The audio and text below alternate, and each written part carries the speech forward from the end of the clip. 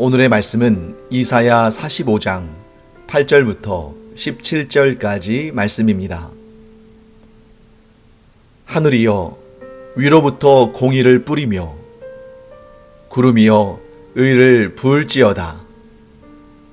땅이여 열려서 구원을 싹트게 하고 공의도 함께 돋게 할지어다. 나 여호와가 이 일을 창조하였느니라.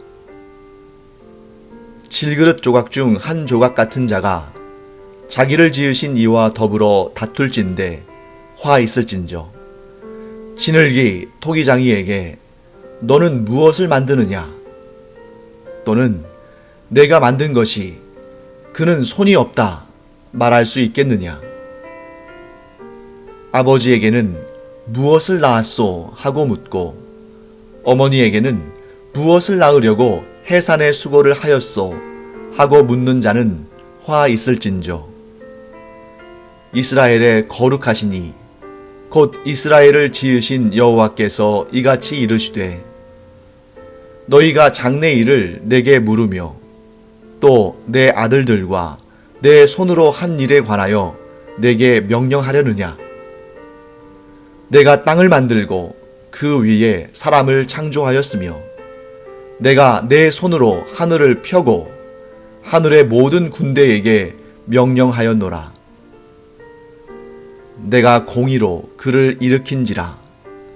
그의 모든 길을 곧게 하리니 그가 나의 성읍을 건축할 것이며 사로잡힌 내 백성을 값이나 갚음이 없이 놓으리라. 만군의 여호와의 말이니라 하셨느니라. 여호와께서 이같이 말씀하시되 애굽의 소득과 구스가 무역한 것과 스바의 장대한 남자들이 내게로 건너와서 내게 속할 것이요 그들이 너를 따를 것이라. 사슬에 매여 건너와서 내게 굴복하고 간구하기를 하나님이 과연 내게 계시고 그 외에는 다른 하나님이 없다 하리라 하시니라. 구원자 이스라엘의 하나님이여 진실로 주는 스스로 숨어 계시는 하나님이시니이다. 우상을 만드는 자는 부끄러움을 당하며 욕을 받아 다 함께 수욕 중에 들어갈 것이로되 이스라엘은 여호와께 구원을 받아 영원한 구원을 얻으리니 너희가 영원히 부끄러움을 당하거나 욕을 받지 아니하리로다. 네, 우리는 지금 이사야서를 계속 공부하고 있습니다. 이사야는 하나님의 선지자죠. 그래서 이사야서의 내용은 하나님께서 이사야 선지자를 통해서 이스라엘, 그러니까 민족으로는 이스라엘 민족, 나라로는 유다 왕국, 북쪽에 있는 이스라엘이라는 나라, 남쪽에 있는 유다라는 나라가 있는데 이 이사야는 유다 왕국에서 활동했던 그런 하나님의 선지자고, 그래서 하나님께서 유다 왕국에게 내리시는 하나님의 징벌과 또 후에 하나님께서 또한 이 유다 왕국을 또 이스라엘 민족을 회복시키시는 이런 내용들에 대한 예언의 말씀이 주어지는 그런 책이 바로 이사야서입니다. 이 이스라엘 민족, 이스라엘 사람들 가운데는 하나님께서 이사야 선지자를 통해서 예언하게 하신 이 말씀들을 받아들이지 않는, 믿지 않는 사람들이 있었습니다. 그들이 이해하지 못하는 것 중에 하나는 뭐였냐면 이스라엘 백성이 이방인의 손에 의해서, 이방 나라에 의해서 멸망당하는 것도 자존심 상하는 일이고, 또한 이 이스라엘 민족이 이방 사람들의 손으로, 이방의 왕의 권세로 또 그 포로에서 회복되고 귀환한다, 이런 메시지도 좀 자존심이 상하는 겁니다.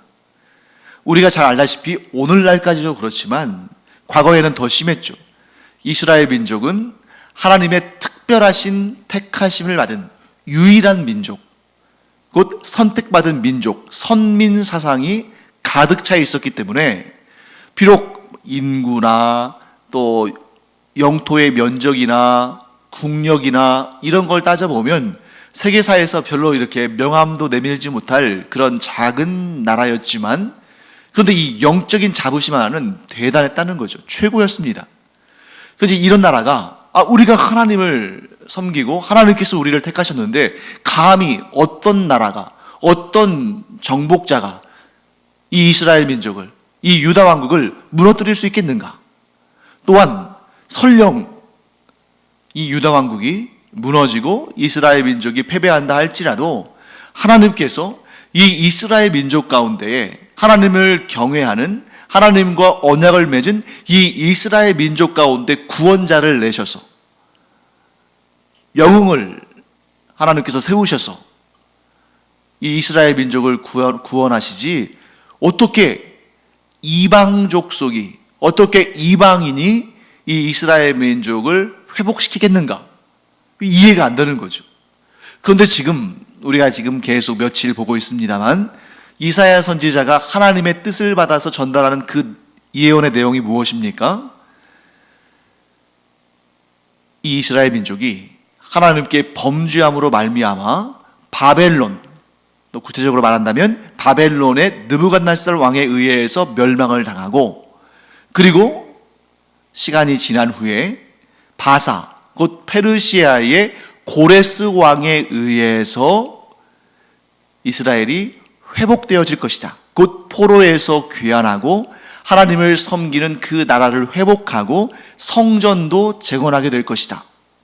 이런 메시지가 이제 이사야 선지자를 통해서 나오고 있지 않습니까? 하나님께서 이사야 선지자를 통해서 선포하신 것이죠. 얼마나 자존심이 상하겠어요. 모든 민족 가운데 유일하게 하나님의 택하심을 받은 민족, 역사를 주관하는 민족, 모든 민족 가운데에 가장 뛰어난 민족이라고 생각하는 자신들, 이 이스라엘 민족이 이방 국가에 의해서 멸망을 당하고 또 이방의 통치자에 의해서 회복될 것이다. 이스라엘의 주권이 어디에 있는가? 하나님께서 이스라엘과 함께 하시는데 왜 이방인들의 손에 이 이스라엘 민족의 흥망성쇠를 맡기시는가? 이해가 안 되는 것입니다. 그래서 이사야 선지자의 말에 귀를 기울이지 않고 곧 그 결과 임박한 심판의 역사를 경험하게 되는 것이죠. 자, 그렇다면 우리가 이제 이사야 이 선지서를, 예언서를 우리가 공부하면서 늘 하는 패턴이 있죠. 첫째, 이 본문에서 우리가 발견할 수 있는 하나님은 어떤 분이신가? 하나님에 대한 지식.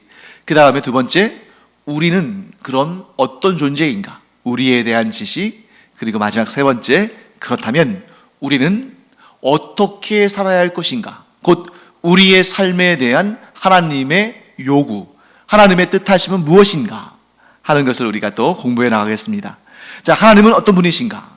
오늘 본문은 이렇게 말씀합니다. 첫째, 하나님은 유일한 주권자로서 홀로 자유로운 의사를 통해서 결정하시고 자기의 결정과 계획을 이루시는 유일하신 주권자이시다. 여러분, 지금 바벨론의 느부갓네살 왕도 나오고 페르시아의 고레스 왕도 나옵니다.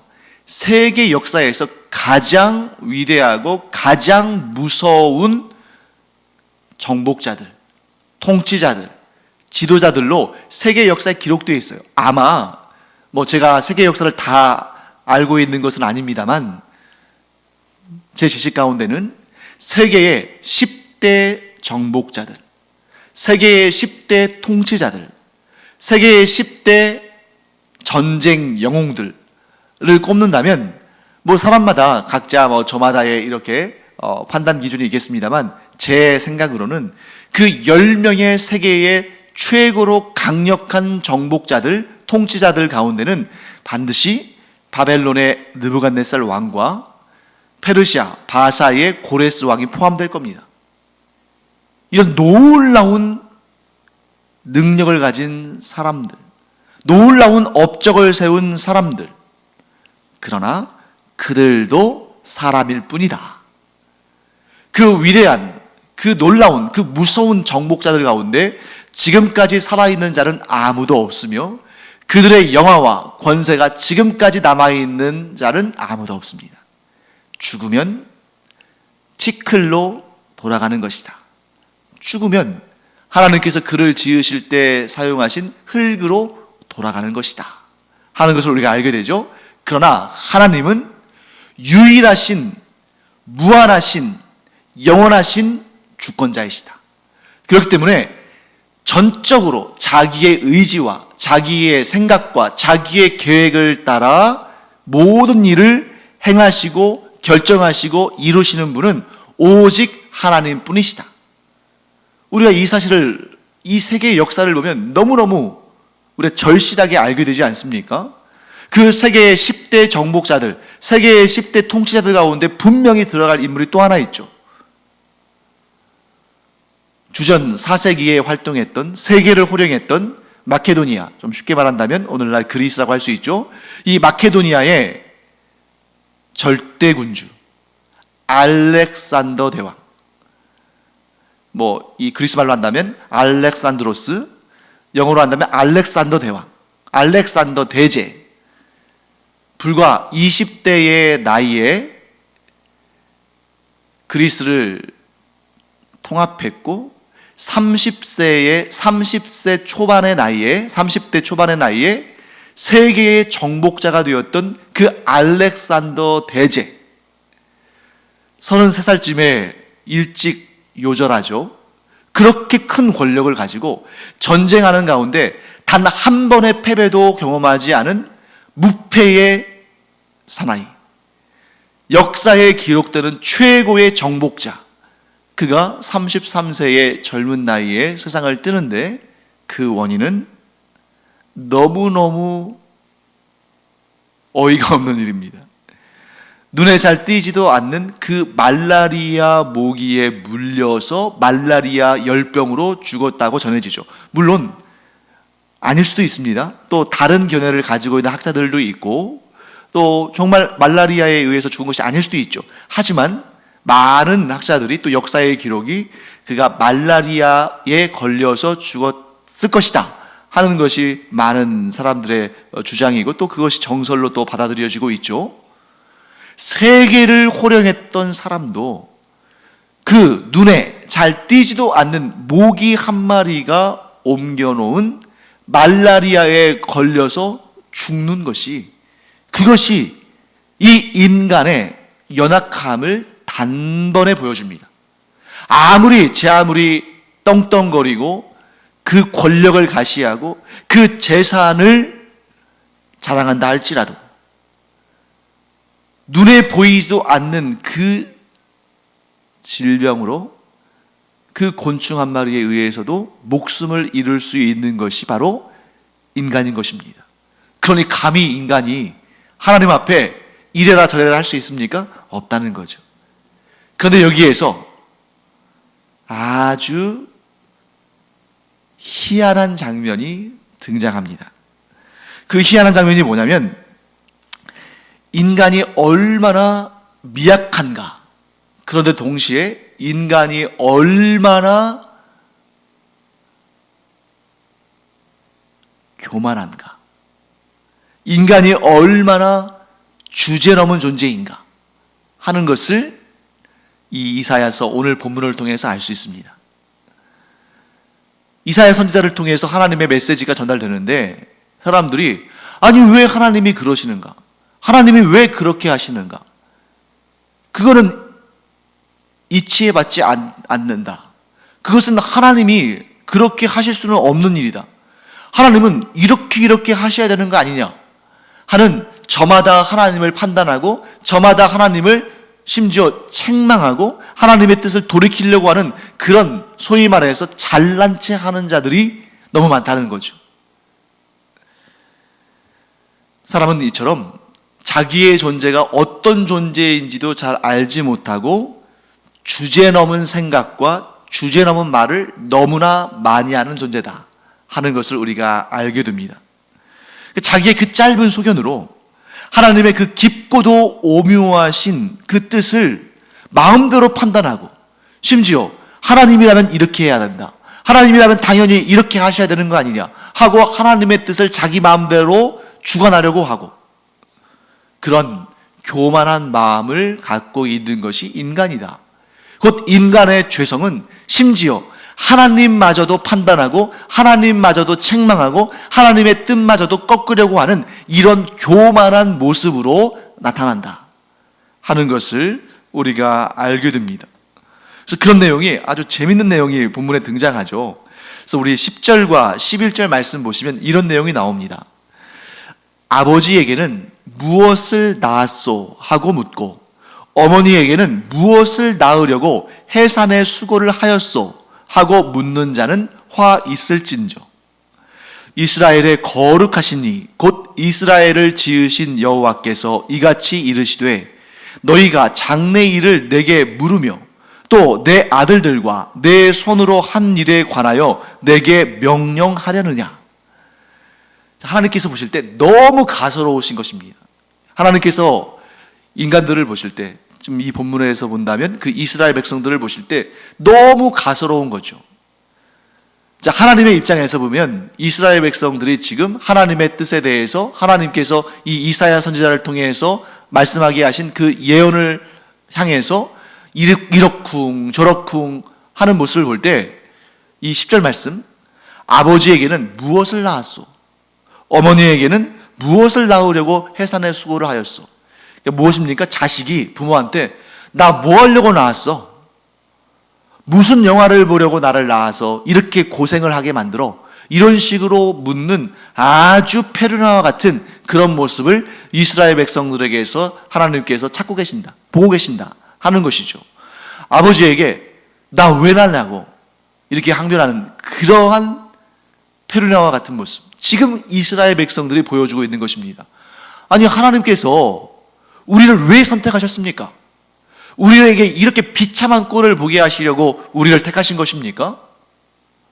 어디서 많이 들은 내용 같지 않습니까? 출애굽했을 때 하나님께서 모세를 보내셔서 이스라엘 백성들을 그 무거운 종의 짐을 지고 그 고통스러운 노예의 삶을 살던 이스라엘 백성들을, 이스라엘 민족을 그 애굽으로부터 건져내어 주시고 구원하실 때, 그들이 사막에서 그 광야에서 떠돌이 생활을 할 때 그들에게 조금이라도 뭔가 문제가 있으면, 뭐 음식이 떨어졌다든지 또는 뭐 고기를 먹지 못했다든지 혹은 물을 제대로 마시지 못한다든지 이런 상황이 펼쳐지면 어김없이 하나님 앞에 원망하고 불평하죠. 하나님께서 애굽에 곧 이집트 땅에 매장지가 없어서 우리를 이 광야로 인도하셔서 여기서 다 죽이시려고 하시는가? 우리가 차라리 그 애굽 땅에서 살았으면 더 좋았을 텐데, 그 땅에서 싱싱한 채소와 과일을 마음껏 먹고 그 땅에서 그 고기 가마 곁에서 고기를 마음껏 먹었던 그때 우리가 차라리 거기에서 죽었더라면 좋았을 것을 왜 우리를 이 광야로 끌고 나와서 여기에서 죽게 하시는가? 그러한 정말 가증스러운 말을 하는 것이 이스라엘 민족이었는데, 이제 와서 지금 와서 거의 지금 이제 뭐 한 700년쯤 이 후대죠. 이때 와서도 여전히 하나님 앞에 이렇게 원망하고 불평합니다. 하나님이 우리를 선택하셨다면, 우리를 택하신 민족으로 삼으셨다면 왜 우리를 이방족 속의 손에 넘기시는가? 자, 하나님께서 지금 이사야 선지자를 통해서 이 이스라엘 민족을 이방족 속의 손에 넘기셔서 그들에게 멸망을 당하게 하리라 하시는 말씀이, 하나님께서 이 이스라엘 민족을 버리시고 그 민족을 고생하도록, 고통을 당하도록 하시기 위한 그러한 목적으로 이 말씀을 하십니까? 정말 하나님께서 이스라엘 백성들을 고생하게 하시고 고통하게 하시기를 원하셨다면 아무 말씀도 안 하시면 되는 거 아니겠어요? 아무 말씀도 하지 않으시다가 이 이스라엘 백성의 죄악이 관영할 때 갑작스럽게 이방족 속들이 이스라엘을, 그 유다 왕국을 침입해 와가지고 그들을 다 죽이거나 포로로 잡아가면 그것이야말로 하나님의 그 목적, 곧 이스라엘 백성들을 고통스럽게 하고 그들을 힘들게 하는 그런 목적을 달성하는 데 가장 좋은 방법 아닙니까? 그런데 왜 아직 멸망당하지 않았는데 이방 족속에 의해서 멸망당할 것이라고 말씀하시는 것입니까? 돌이키라는 것이죠. 너희가 지금처럼 계속 하나님 앞에 범죄하고 너희가 택함 받은 민족으로서의 그 정체성을 버리고 이렇게 악하게 이렇게 세상 사람들과 차이 없이, 아니 오히려 택함 받지 못한 민족들보다 더 죄악을 행하며 우상을 섬기며 이렇게 살면 너희들 반드시 멸망을 당한다. 그러니 돌이켜라. 이 하나님의 말씀에 송구스러워하면서 옷을 찢으면서 머리에 재를 뿌리면서 회개하고 돌이켰다면 그들은 그 임박한 심판을 피할 수 있었을 것입니다. 그런데 도리어 그들은 하나님을 향해서 원망하고 불평하고 하나님은 그럴 수 없는 분이라고 그렇게 하나님의 뜻을 스스로 꺾으려고 했죠. 사랑하는 성도 여러분, 사람은 감히 하나님의 뜻을 다 헤아려 알 수가 없습니다. 그렇기 때문에 하나님의 뜻 가운데 우리가 이해하지 못하는 일들도 너무나 많이 있습니다. 내 생각에는 하나님이 이러이러하실 것 같은데 아닌 경우도 있습니다. 하나님이시라면 이렇게 하셔야 할 것 같다고 내가 그렇게 생각하지만 하나님께서 그렇게 하셔야 할 의무는 없습니다. 하나님은 자유로우신 주권자이시고 모든 피조물은 완전한 자유를 누릴 수 없지만 오직 하나님만은 완전한 자유를 누리시고 완전한 자유를 행하시고 모든 것을 하나님의 뜻에 따라서 결정하시는 유일하신 분입니다. 그런데 그 하나님께서 그냥 아무렇게나 결정하시는 것이 아니라 어떻게 해요? 하나님의 공의에 따라서, 하나님의 공의에 의해서. 그래서 오늘 이 본문의 말씀을 우리가 쭉 보실 때에 무슨 말씀을 우리가 알 수 있냐면 하나님께서는 자유롭게 모든 것을 결정하시는데, 그러니까 누구도 하나님의 결정에 이러쿵저러쿵 할 수 없는데 이 13절 말씀에서 보는 것처럼 내가 공의로 그를 일으킨지라, 그러니까 이스라엘을 멸망시키는 자로 부르심을 받은 자도, 이스라엘을 회복시키는 자로 부르심을 받은 자도, 또 이 이스라엘 민족 가운데 있는 선지자도, 또 이방의 정복자, 이방 왕도 하나님께서 얼마든지 하나님의 그 공의를 이루시기 위해서 일으키셔서 사용하시는 분이시다. 그 이스라엘 민족 입장에서는 하나님은 우리를 택하셨으니까 이스라엘 사람을 통해서 일하실 것이다. 이스라엘 사람들을 불러 일으켜서 하나님의 도구로 사용하실 것이다.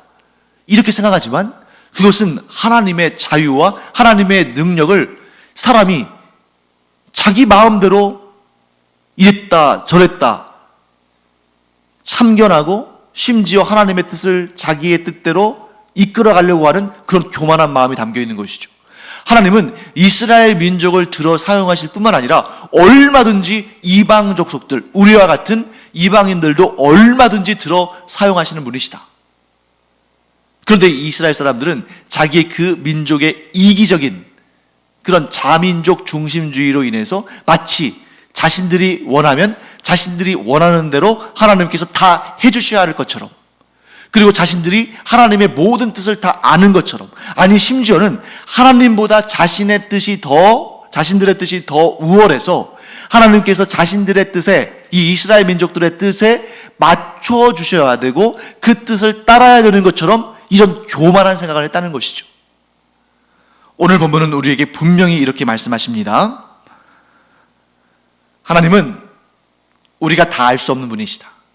그래서 오늘 우리가 이 본문 가운데 가장 중요하게 핵심적인 내용으로 알아야 할 구절은 15절입니다. 그런데 이 15절이 또한 굉장히 어려운 구절입니다. 오늘 설교의 제목이 하나님은 스스로 숨어 계시는 분이시다. 우리 생각에 좀 안 맞는 것 같잖아요. 하나님은 항상 하나님의 그 영광을, 하나님의 그 위엄을 드러내시고, 그래서 인간은 그 하나님의 위엄과 영광을 바라보며 하나님께 찬양을 올려드리고 감사와 기쁨의 제사와 예배를 드려야 되는데, 왜 하나님은 스스로 숨어 계시는 분이라고 말씀하실까? 15절 말씀 한번 보겠습니다.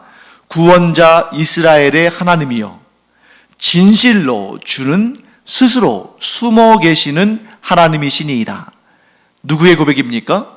이사야 선지자가 하나님의 뜻을 받들고 하나님의 계시의 말씀, 하나님의 그 예언의 말씀을 받은 다음에 그가 그 모든 일들을 미루어 하나님에 대해서 지식을 얻게 되고 그 모든 것을 깨닫고 하나님에 대한 지식을 얻게 된 다음에 이렇게 고백하는 것입니다.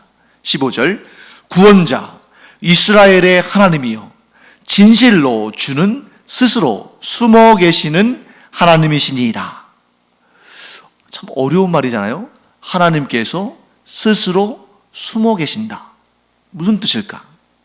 자, 그래서 우리가 집에 쉬운 성경 같은, 요즘에 우리가 좀 쉽게 이해할 수 있는 언어로, 우리말로 번역된 성경책을 가지고 있으면 참 유익합니다.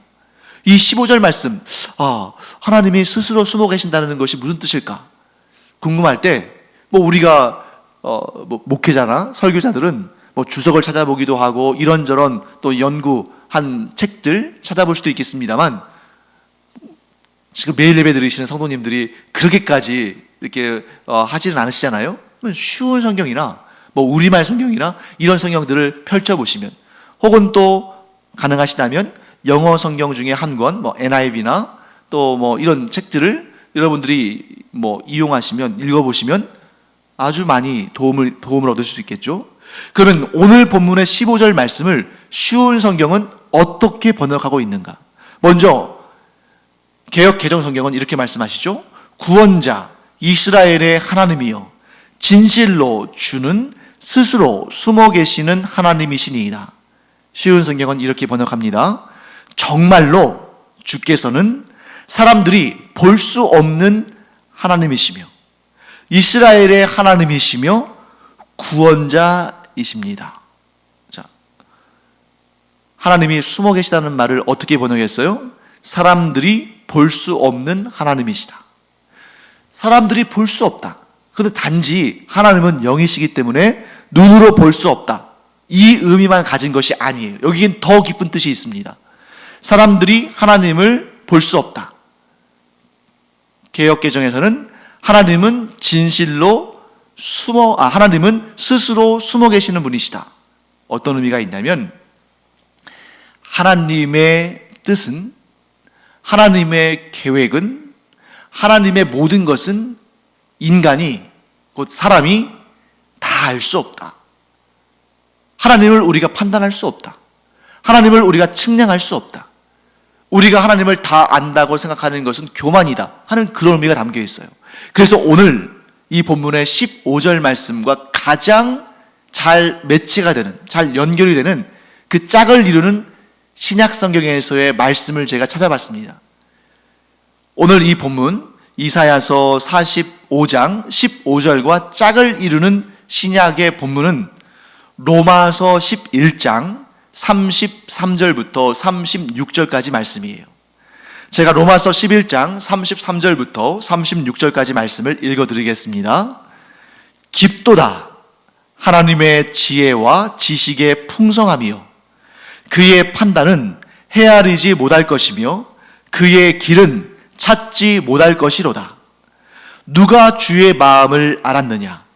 누가 그의 모사가 되었느냐? 누가 주께 먼저 드려서 갚으심을 받겠느냐? 이는 만물이 주에게서 나오고 주로 말미암고 주에게로 돌아감이라. 그에게 영광이 세세에 있을지어다. 아멘. 자, 로마서 11장 33절에 이렇게 말씀하죠.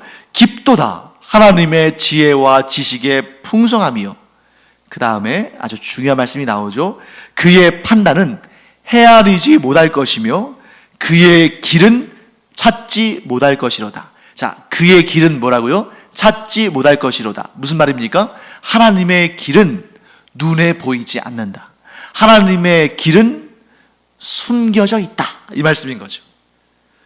곧 오늘 이 이사야서 45장 15절 말씀과 로마서 11장 33절부터 36절까지의 말씀의 공통적인 강조점, 공통적인 의미는 뭐냐면 인간이 하나님의 지혜와 하나님의 뜻과 하나님의 계획과 하나님의 행하시는 일들을 다 알 수 없다. 그 길은, 그 지혜는, 그 생각은, 그 일하심은 사람에게 숨겨져 있다. 하나님께서 사람이 깨닫지 못하도록 감추신다는 뜻이 아니라 그 뜻이 너무 깊고 오묘하고 풍성하고 위대하시고 높고 깊으시기 때문에 인간이 그 뜻을 다 헤아려 알 수가 없다. 그러므로 결론은 무엇입니까? 하나님 앞에 겸손하라. 또한 하나님의 말씀에, 하나님의 인도하심에 순종해라. 다 이해하지 못해도, 다 깨닫지 못해도. 사랑하는 성도 여러분, 그러면 우리는 어떻게 살아야 할 것인가? 우리는 하나님 앞에서 어떤 삶을 살아야 할 것인가? 첫째, 하나님께서 계획하시고 하나님께서 계시하시고 곧 하나님께서 알려주시고 또한 하나님께서 행하시는 그 일들, 우리의 삶 가운데 하나님께서 행하시는 일들에 대해서 우리는 다 이해할 수 없다는 것을 겸손하게 인정하고 고백해야 됩니다. 그리고 그걸 다 알지 못했을 때에 그냥 의문만 품고 살아가는 것이 아니라 하나님의 그 모든 것을 내가 다 알 수 없지만 분명한 사실은 하나님은 하나님의 자녀인 나를 사랑하시고 나에게 가장 좋은 길을 여시고 가장 좋은 것을 주시는 분이라는 이 사실만큼은 결코 놓지 않는, 반드시 붙잡는 우리가 되어야 되고, 그렇기 때문에 내 삶에서 내가 다 이해할 수 없는 그런 하나님의 행하심이, 하나님의 역사가 일어날 때 하나님의 뜻에 우리가 일단 순종하고 보는 것입니다. 지금 내 삶에서 일어나는 이런 일들, 분명히 하나님께서 역사하시는 일들인데 내가 다 이해할 수 없고 내가 다 깨달을 수 없지만 분명히 이 일 가운데 더욱 좋게 하시는, 아니 가장 좋게 하시는 하나님의 뜻이 담겨 있다. 나는 내 삶에 대해서 잘 모른다. 그러나 하나님께서 나에게 가장 좋게 하실 것이라는 것을 알기에 지금 이해할 수 없는 이 상황 속에서도 나는 하나님을 바라보며 하나님을 의지한다. 세상 사람들은 손가락질 하겠지만 네가 믿는 하나님이 겨우 고작 그 정도로 너에게 행하시고, 아니 오히려 너를 더 힘들게 하고 너를 그렇게 절망스럽게 만드는데 그래도 하나님을 믿고 의지하고 하나님을 따르며 하나님을 찬양하고 하나님께 감사하느냐? 우리는 믿음으로 이렇게 대답해야 됩니다. 우리가 하나님의 뜻을 다 알 수 없다. 비록 세상을 살아가는 육신으로서 우리의 육신의 눈이 이 일을 바라볼 때에는 실패인 것처럼 보이고 절망스러운 것처럼 보이고 어떻게 하나님께서 이렇게 하셨을까 이해가 안 될 수도 있지만 나는 분명히 믿는다. 하나님께서는 이 일도 가장 좋게 하시는 그 하나님의 역사에 있어서 도구로 사용하신다. 믿음 없는 네가 볼 때는 이것이 정말 안 좋아 보이겠지만 분명히 나는 믿는다. 분명히 너도 나중에 알게 될 것이다. 이 일이 나에게 큰 복이 되고 나에게 상이 될 것이다. 이런 믿음을 고백하는 우리 모두가 되기를 간절히 축원합니다. 그렇기 때문에 우리가 하나님의 뜻을 다 이해할 수 없지만 우리에게 가장 중요한 것은 하나님의 뜻을, 하나님께서 행하신 일들을 내 마음대로 이렇게 저렇게 해석하고 판단하는 것이 아니라 우리에게 필요한 것은 어떠한 상황 가운데서도 하나님의 뜻에 순종하고 하나님께서 행하신 일들에 감사하는 일입니다. 그렇게 살다 보면 반드시 우리가 그 당시에는 이해하지 못하고 어떻게 이런 일이 발생할 수 있을까?